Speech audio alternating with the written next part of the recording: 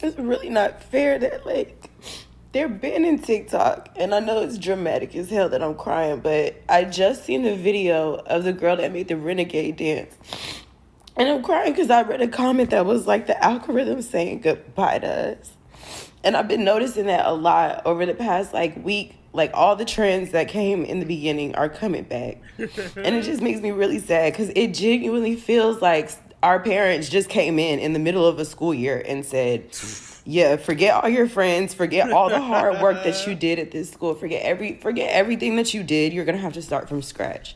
To be fair, that was always quite tough because I moved schools quite often too, but that was mostly because I grew up poor and we were living in council housing. And at that time, my parents we didn't have permanent house, so we had temporary housing, council house, which basically means you have to move from place to place at the whim of whatever that property requires. So I had to change school quite often, and I'm not gonna lie, I quite enjoyed changing school. I quite enjoyed having like friends in different areas and knowing people from different areas. And then when you get older, bumping into them again, and people thinking, "Oh my god, how the fuck do you know this guy?" You're like, "Oh yeah, one time I was in year 4 in his school for a little bit." I quite like that. To be fair, I quite enjoyed it. And it sucks because it's like it's beyond TikTok dances. It's beyond all of that. Like we have put black culture on a stage that everybody can appreciate. Jesus Christ, bro. Jesus Christ. The level of self-importance and delusions of grandeur is crazy. We have put black culture on a what? She thinks she's Martin Luther King out here, man. Y'all have shown me things about psychology and my family and my friends and myself that I would have never learned in this life. Well, maybe that's a bad thing for you. Maybe you should go and learn these things.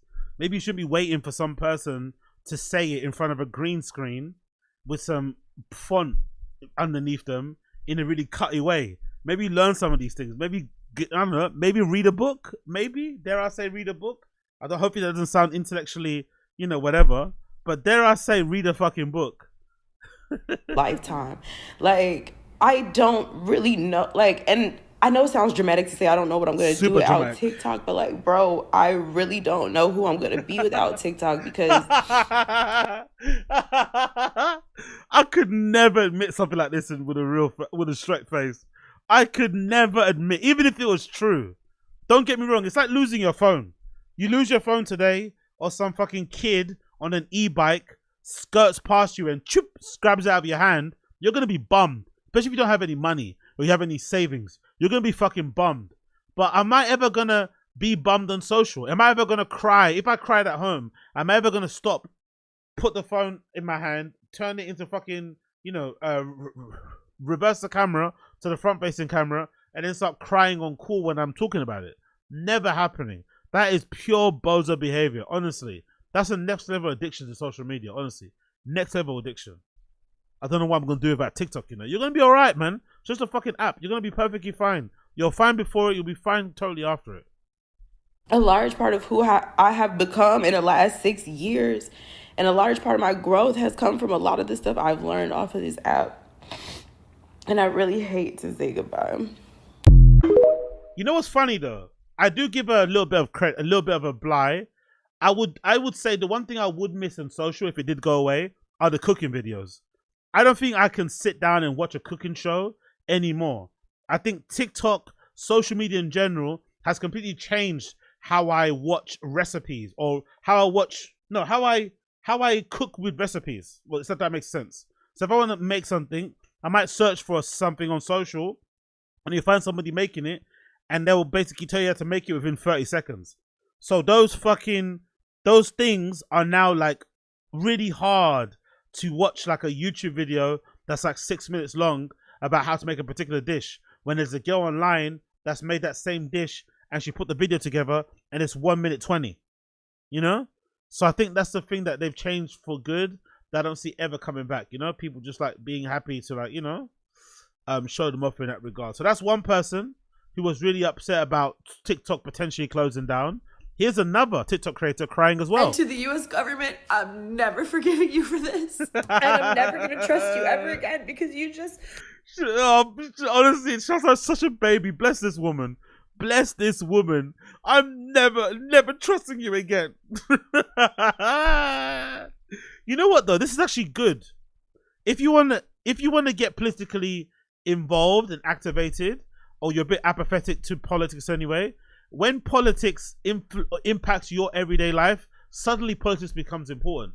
I remember for me, one of the first times and only times I actually voted in the UK public elections was when the tuition fees in universities went up. I think originally they were like £1,000, then they went up to 3,000. Now they're like 10,000 a year tuition fee in the UK. And at one point, the Lib Dems, the Liberal Democrats, basically Nick Clegg, the leader of Lib Democrats, promised if the young people voted for him, he would make sure that the tuition fees would stay or get frozen at £5,000 or whatever it was, £3,000. That's what he said. If young people come out and vote for me, I promise to keep the tuition fees the same. Guess what happened?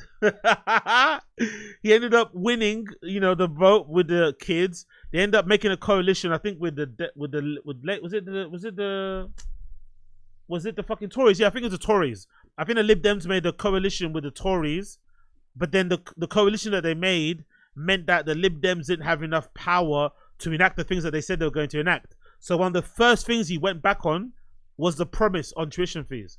And then all of us kids went and protested in Trafalgar Square. I went and protested in Trafalgar Square. I was out there shaking my moneymaker, shouting, jumping on stuff, lighting fucking fires, going crazy. And the police just like cattle herded us. They did this thing where it's like a crowd control technique where you cattle herd people into like a certain section and you just let them kind of tire themselves out. So the police were just around us. We were just shouting and making noise and planning all these fucking things about overthrowing the government and blah, blah, blah, blah, blah. And the police were just standing there around us and tied us out until we all got hungry and cold. And we all kind of died down and then they let us go home. And that was it. The tuition fees went up. They didn't go down. And Nick Clegg just like rode up into the sunset. That's when I lost faith in politics. But those type of things could also be a good villain origin story of like, you know what? Now I'm going to be politically involved. But for me, when that shit happened, I lost all faith in politics. And I don't think I've voted since then. So maybe things like this, even though TikTok is back now and they've given it like a 95-day extension or whatever to work out a deal, which is pretty shiesty because it means that the US government really wasn't that concerned about safety and about the intelligence and information that potentially Chinese government could glean from TikTok from its fucking US users. What the US government really wanted, they wanted a piece of TikTok because they must be making too much money. That's exactly what's happening. It doesn't seem like they actually care about all the finagle business they do. It's more so they want to get a taste. They don't want TikTok making all the money. They want to get a little bit of a bite, which is completely understandable too. But Jesus Christ, this reaction is so dramatic. And to the US government, I'm never forgiving you for this. And I'm never going to trust you ever again because you just, like that, took away millions of people's income and livelihood. And who does that? So I'm never trusting you ever again with anything. So I'm starting to give up hope that there's going to be a Hail Mary moment at the end of this that's going to save this app. What I'm also learning by all this emotion, all this crying, because I don't cry or, show any emotion at all ever. But what I'm definitely seeing is that people were making a lot of money on TikTok, innit? Because the only way people get this emotional or cry like this on social media is number one, because they want attention. And number two, because something very dear to them has been taken away. So it seems like people were making way more money than people actually know. It's a crazy different world. I'm not really a part of it. I probably should because I talk so much. I probably should make a TikTok account just like talking on current day topics. That might actually work out well. But people must be making a lot of money because real adults to cry like this, like the money must have been good and it must have been consistent. Because also one thing I've noticed, TikTok, maybe you guys have noticed this too. I feel like TikTok content creators are way more consistent than any other content creator I've seen on any other social media platform. Maybe except for Twitter. But Twitter just typing. I feel like people on TikTok, they are always making videos. From the girls doing their dances, to the makeup people, to the ones doing arts and crafts, to the mums that show you what they cook for their kids. I feel like they are always uploading. Like their feeds, if you go on someone's feed, all you see is like video after, like they go crazy for the videos. So it must pay really well. Because that's the only way you encourage that type of output. You have like good discoverability on there. And you also pay well, people are gonna queue up. So I might have to start going on TikTok. I might have to start using TikTok. maybe start making a clips channel or something on there, because it seems like there's some gold there. There's some gold there. App. So dumb coming on the internet and crying about an app, but the fact is that this has been a sense of community for me for years now, and it got me through really, really hard times in my life. It got me through hard times, aka the money was so good I could finally do all the things that I really wanted to do. That's the truth of it. The money was so good I could finally do all the things I wanted to do, which is true, I'd imagine, because that's one thing that I'm conscious of, right? Once my channel gets popping and I start doing well, I'll get very conscious of the idea of like, it's going to be really difficult to start doing well and then suddenly hit a bit of a dip and then you're not doing well anymore, because you're going to get because I think it happens to everybody. Obviously, when you're not making a lot of money, then you start making loads of money, you adjust to it. It becomes normal. So when you start making 5 grand, 10 grand a month, it becomes normal. There was a time in my life where I was working full time and I was making like £12,000 a year. I think 13,000 a year. But after taxes, it worked out to about 11. Sometimes some months I'd get £900 in my account for a full-time paycheck, and I was paying like £600 in rent. Fucking wild, right? So imagine when you go from that to suddenly making £900 per day, per week. You're making what you used to make in a year, in a month. And then suddenly the US government says, nah, maybe I'll be crying too. I'm starting to reverse my thinking. Maybe I'll be crying too. I'm starting to take back some of my insults, right? Some of my flipping, some of my things I was saying earlier. I'm taking it back now, because I think if I was making 20 grand per month, diddly-daddling on fucking TikTok, and it got taken away from me through no fault of my own, I might be sobbing too. The pandemic, losing my job, all of that, getting divorced, like all of this crap that's happened to me in the last 5 years since I've been on here. Hours and hours and hours of time I put into creating stuff. Yo, big up Coil in the stream chat. Appreciate you, my guy. Okay, this is interesting perspective.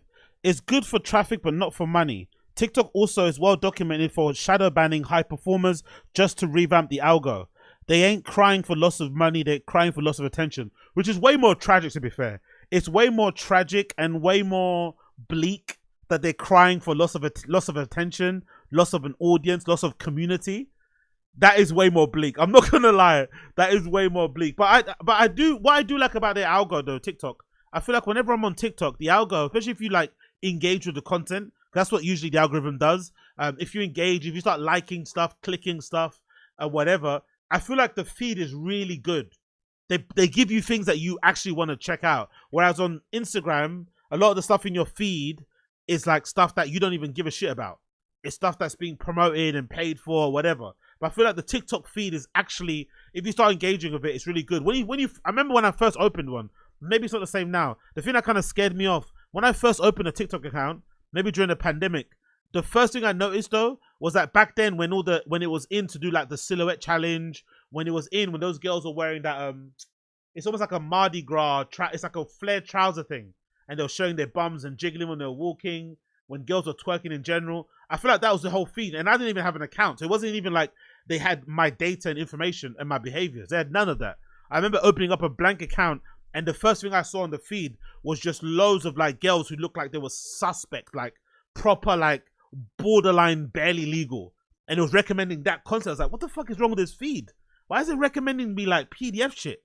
But then I guess over time they've kind of honed it and got off it. But that used to be the only thing they were pushing, like little girls like lip singing to fucking Miley Cyrus tunes. It's like, I'm okay, bro.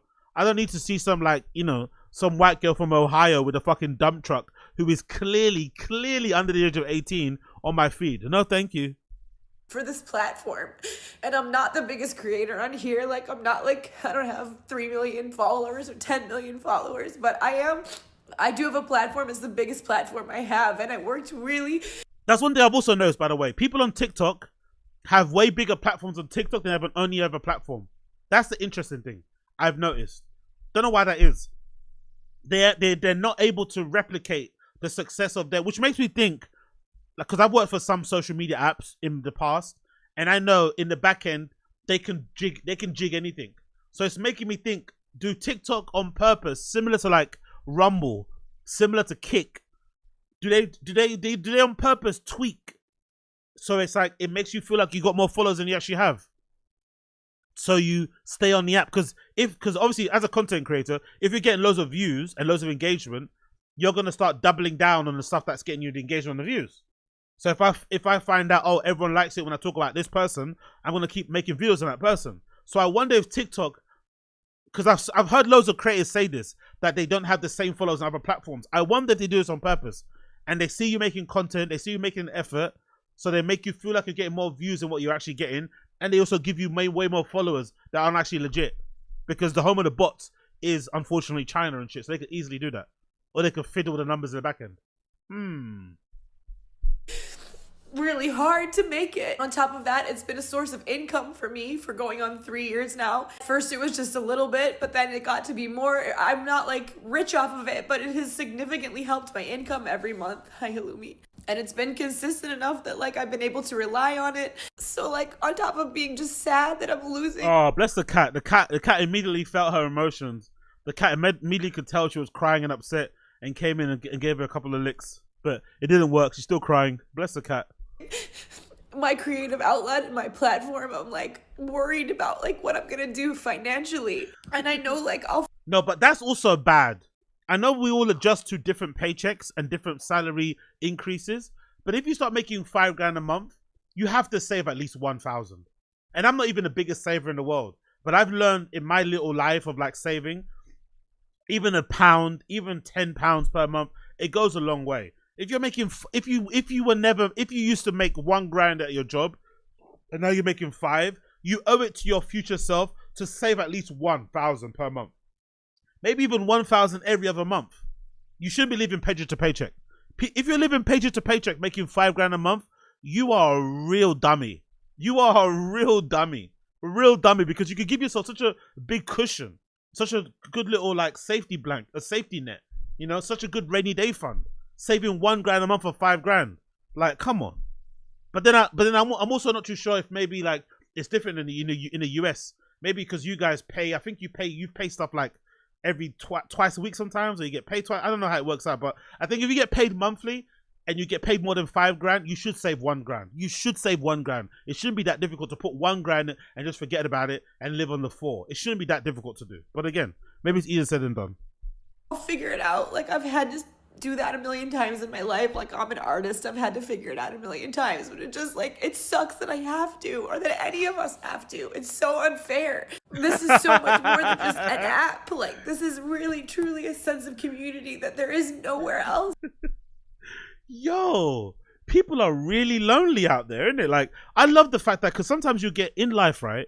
I have some friends in my social group who will sometimes try and shame you for staying indoors, who might shame you for being online too long, who might shame you because you're on Spaces, try and like shame you because you hang out on Discord.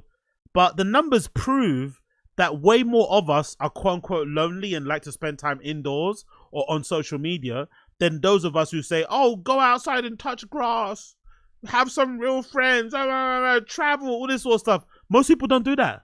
Most people are online on their phone.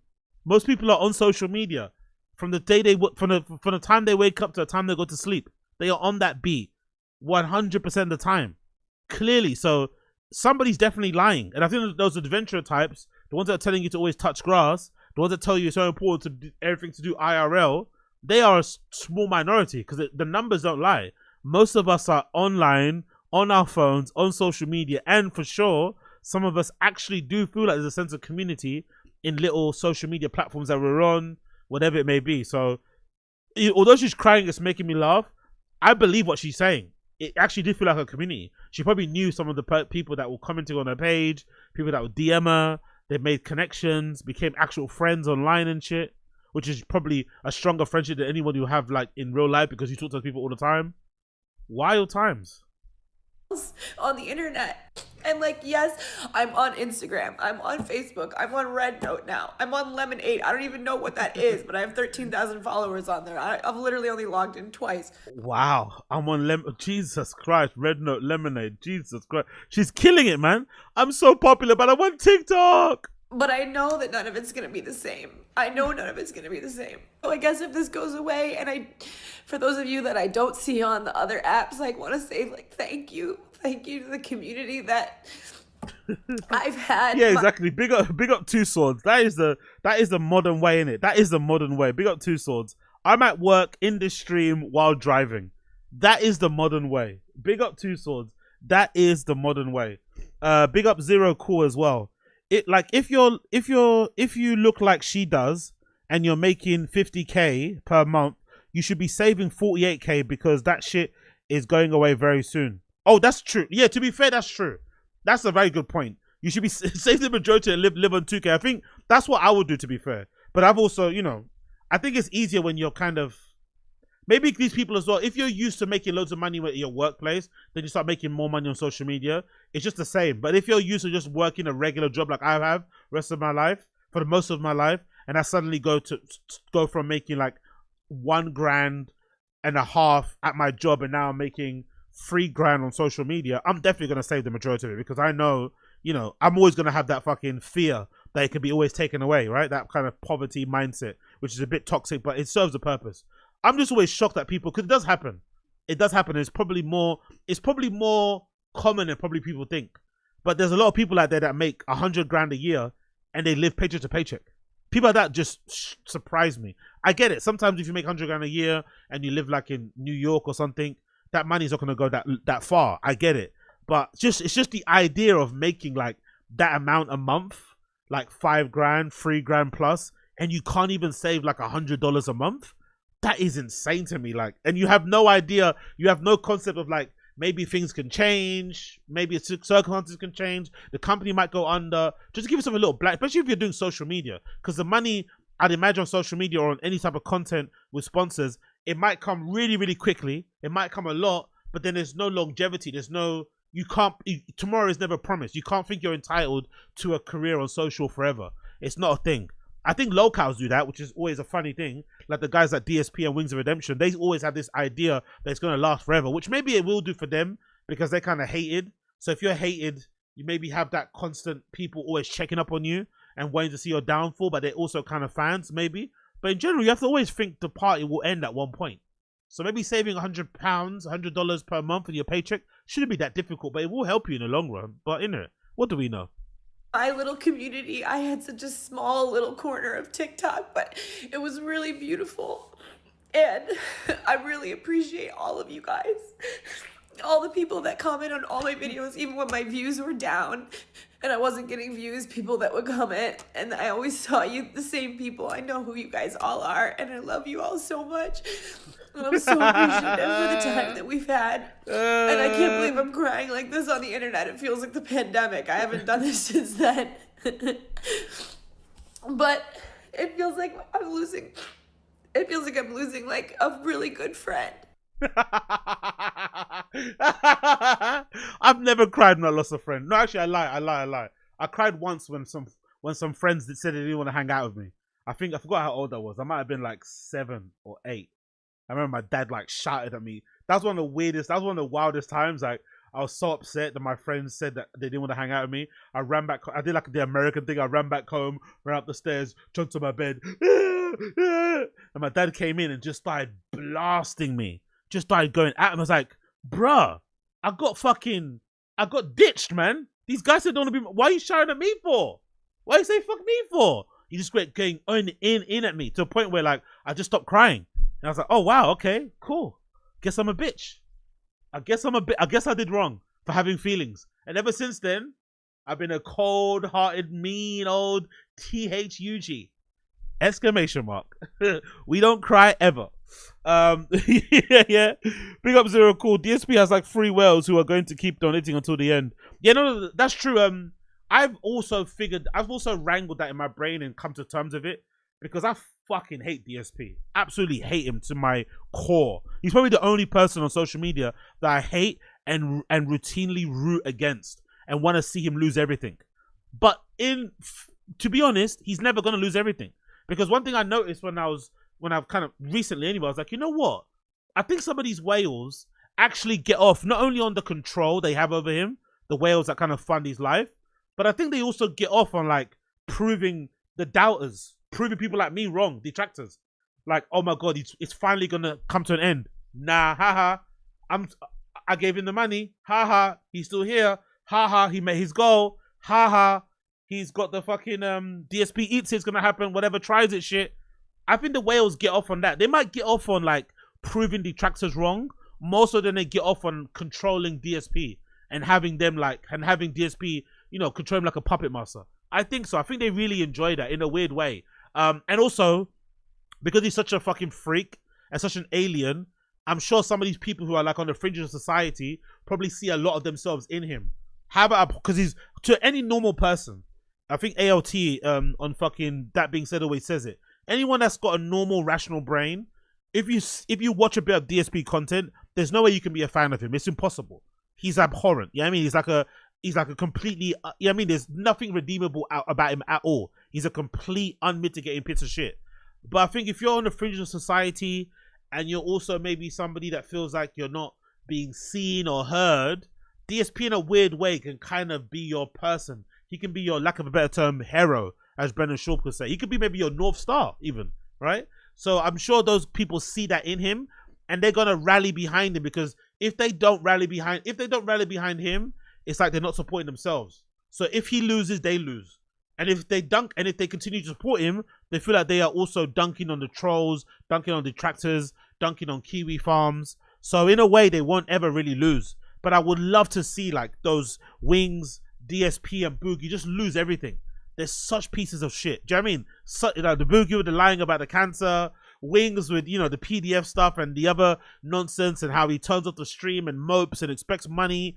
DSP, the entitlement, the begging, just horrible people. Horrible people. But I also have to give them credit for getting in there early. That's the importance of, like, what's that, first mover's advantage, right? That kind of saying or that kind of term. I think they got into content creation so early. They got into like that stuff so early that it's impossible not to still be making money now.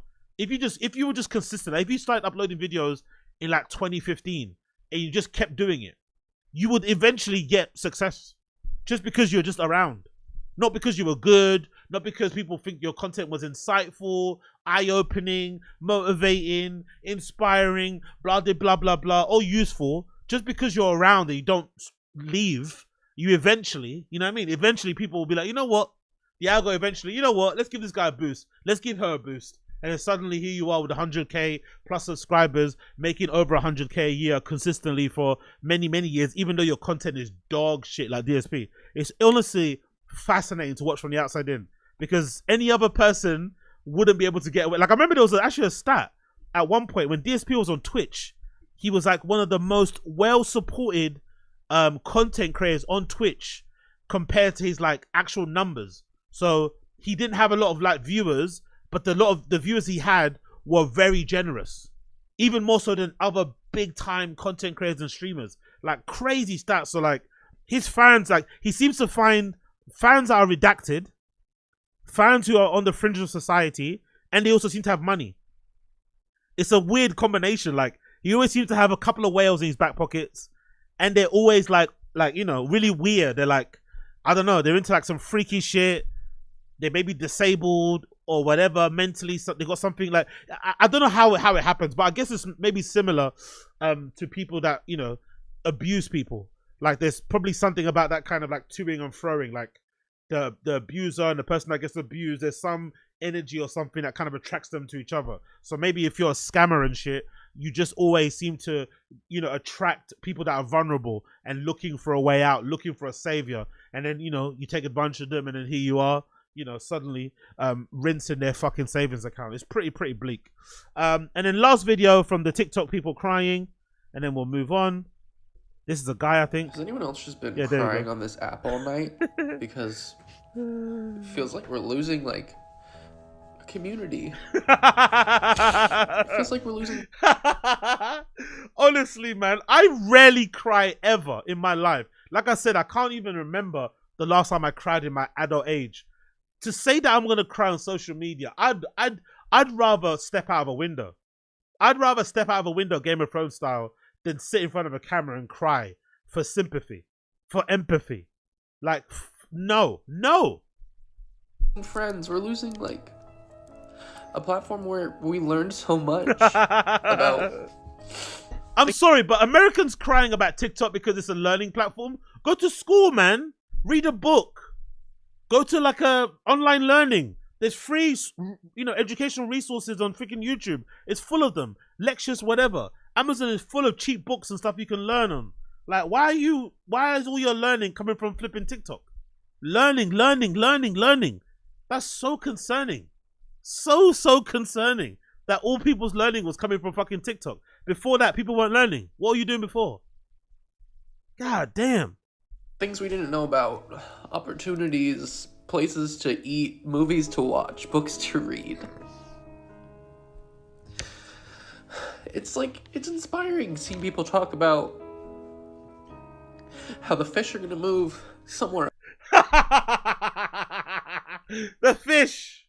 Oh God, man. Come on, guy. Come on, man. I would have more respect if you just cried about the money. I'd have more respect to cry about the money. Like, oh my God, I've got a reservation for Nobu next week. How am I gonna pay for that? Like, just cry about that. My Tesla payment's coming up. Like, God, I'd have more respect for that. But crying because you didn't, the fish. Or else afterwards, and how the community is not going to go away, but it just feels like losing a family member. And it's I know I might be dramatic, and I know I'm not somebody that got some crazy following on this app. Family member. TikTok made a fucking difference for me. And this sucks. Oh, bless him, man. Bless him. Bless Vans in the sand. Bless Vans in the sand. Because it seems like he actually did, I feel kind of bad because I'm also online as much as everybody else. And I have quote unquote friends and stuff, who I like to hear from, who I chat to all the time. So I can imagine, it's probably the same. It's probably worse when you're younger, isn't it? Because you probably don't really have any real friends. Most of your friends do come from online. I don't know. Either way, TikTok is back now, so these guys can stop crying. TikTok is back now, so these guys can stop crying.